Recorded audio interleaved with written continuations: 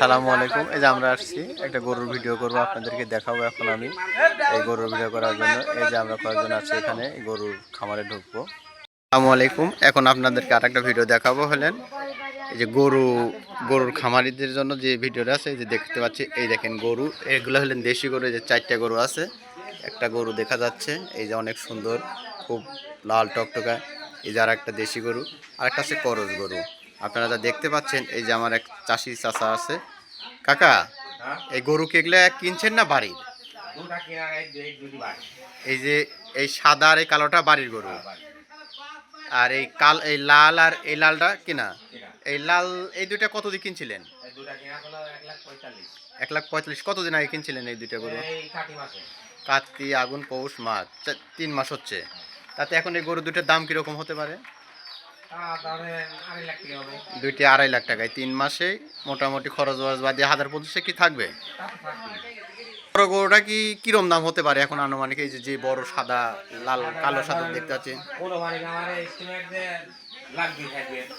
এখন তো অনেক মাংস হবে তো, মোটামুটি 7 মণ 8 মণের মতো মাংস হবে। আমি যা দেখতে পাচ্ছি অনেক মাংস হবে গরুটার। আবার এই বাছুরটার দুইটা বা গরুরই অনেক সাইজ আছে, সুন্দর লাগতেছে দেখতে।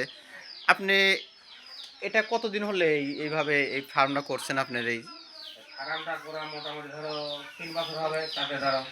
তাতে আপনি সফলতা পাইছেন? মোটামুটি আছে। দিন দিন খরচ করে একবারে প্রয়োজনই তো একটা কৃষকের জন্য উপকার। ওখান থেকে যদি 20,000 টাকা আসে 3 মাস পরে, তাই অনেক কিছু। এই জন্যই আপনাকে অনেক ধন্যবাদ। এই যে গরুগুলো আছে, এই গরুগুলো হলেন আপনার কোরবানির আগে বিক্রি হবে। এখন এই গরুগুলো বিক্রি করে দিয়ে আবার কোরবানির মধ্যে তুলবে। যদি 3 মাসে 1 লাখ টাকা লাভ আসে, ওখান থেকে কিছু টাকা খরচ মাইনাস করে যদি 50,000 টাকা লাভ থাকে দুইটা গরুর উপর, একটা কৃষকের আর কত লাগে?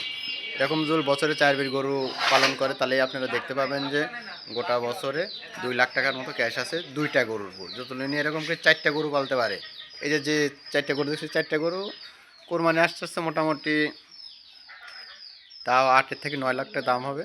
আর গরুর দেখেন গোড়াটা কত সুন্দর করে গোড়া করা আছে। এই দেখেন, আপনাদেরকে দেখাবো, এক ঢালা গোড়া করা আছে, কোনো ঝায় নাই, ঝামেলা নাই। এই যে এক ঢালা গোড়া।